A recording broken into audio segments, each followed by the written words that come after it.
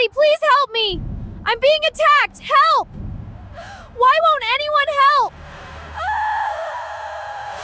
The most famous story in the history of social psychology is about a woman named Kitty Genovese. 38 witnesses, a murder, and a neighborhood that did nothing. That story launched decades of research. It created the concept of the bystander effect. It changed how emergency response systems were designed. It was taught in virtually every introductory psychology course on the planet. In 2007, researchers discovered the story was significantly wrong. The 38 witnesses never existed as reported. The New York Times had exaggerated, but here is what nobody talks about when they discuss the correction. The myth spread because it felt true, because every person who read it recognized something in it. And that recognition, the ease with which millions of people believed that crowds do nothing, is itself the most disturbing psychological finding of all. Stay until the end of this video, because the real science behind why crowds fail, verified, replicated, and significantly more unsettling than the myth, says something about every person you have ever stood next to in an emergency. And once you understand it, you will never look at a crowd the same way again. Here is what actually happened on March 13, 1964. Kitty Genovese was 28 years old. She worked as a bar manager in Queens, New York.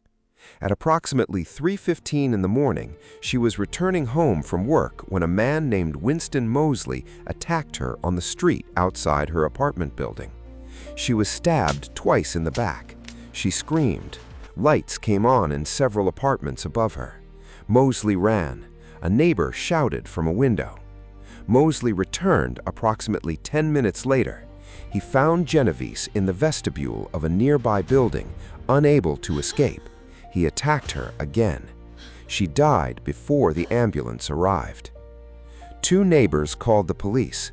A woman named Sophia Farrar ran to Genovese's side and held her in her arms as she died. 2 weeks later, the New York Times published a front-page story. For more than half an hour, 38 respectable, law-abiding citizens in Queens watched a killer stalk and stab a woman in 3 separate attacks in Kew Gardens. The story described a neighborhood paralyzed by apathy. 38 witnesses, 0 calls for help. The city watching a woman die through apartment windows and doing nothing. The story that changed psychology did not begin with an investigation. It began with a lunch. Times Metropolitan editor Abe Rosenthal was dining with the city's police commissioner when the commissioner mentioned the Genovese case in passing. Rosenthal assigned a reporter the next day. The 38 witnesses figure was never independently verified before publication. The story was wrong in almost all particulars. Later investigations, including a 2007 analysis published in American Psychologist, found that the number 38 was never verified. Most witnesses heard something but saw nothing. The two-stage nature of the attack meant no single person witnessed the full event. The researchers were direct. There was no evidence for the presence of 38 witnesses, or that witnesses observed the murder, or that witnesses remained inactive. And yet, the story spread, instantly, globally, permanently. Within months, it had been cited in academic papers. Within a year, it had reached psychology classrooms. Within a decade, it had become the foundational case study for one of the most important concepts in social science. Millions of people read the story and believed it immediately, not reluctantly, immediately, without questioning the number, without asking for sources, without wondering how a journalist had confirmed that 38 specific people had witnessed a specific event at 3 a.m. on a specific street. They believed it because it felt true. Scientists didn't just want to know if the story was true, they wanted to know why we were so ready to believe it.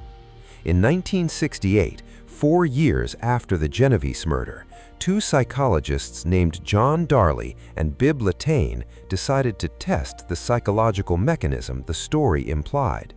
They put a participant alone in a room and had them listen through a speaker to what sounded like another participant having a seizure. When the subject believed they were the only one who could hear it, 85% of them got up and helped immediately. When they believed 5 other people could also hear it, only 31% helped. Same sound, same emergency, same person. The only thing that changed was how many other people the subject believed were present.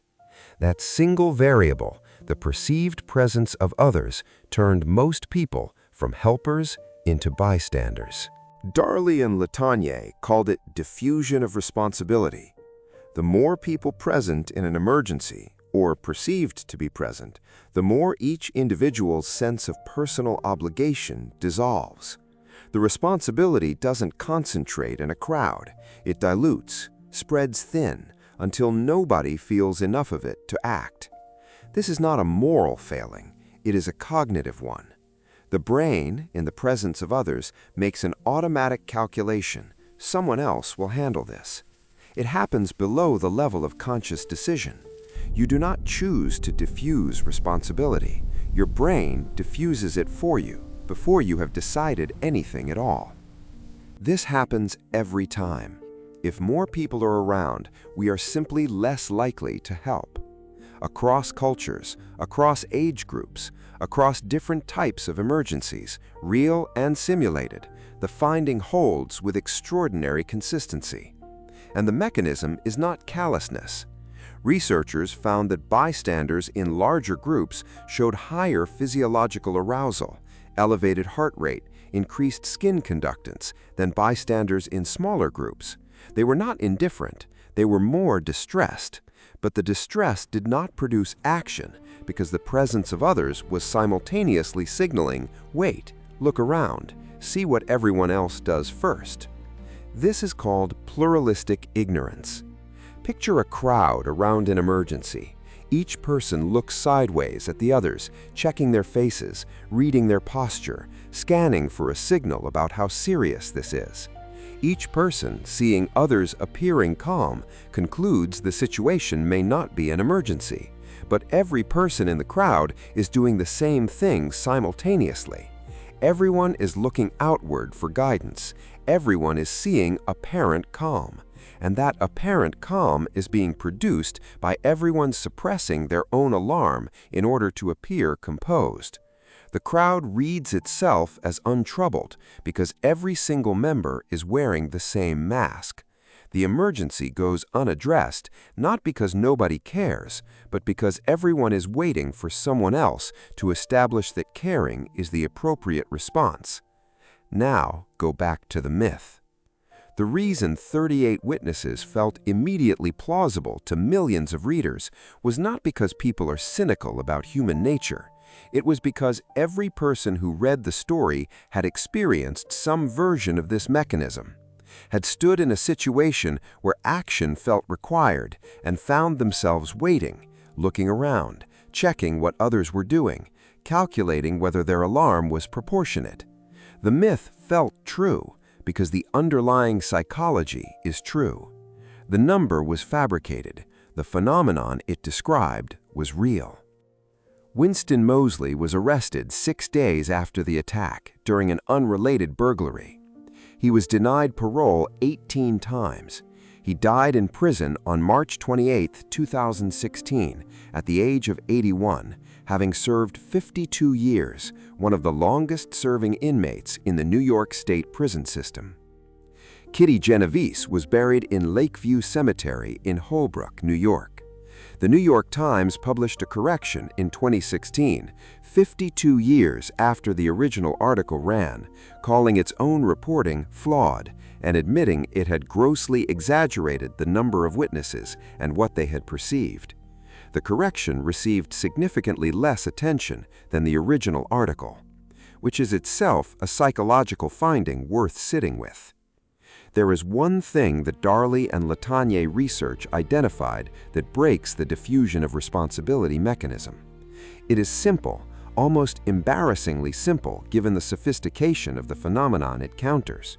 Direct, specific address.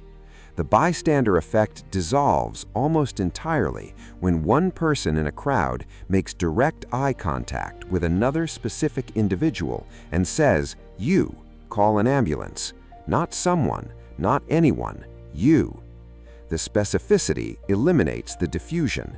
The responsibility cannot spread thin when it has been handed directly to one person by name or by eye contact. Your brain cannot calculate that someone else will handle it when you are the someone who has been chosen. The crowd becomes dangerous the moment everyone assumes they are part of it. It becomes capable the moment someone decides they are not. If any part of this felt true about a moment in your own life, that recognition is worth something.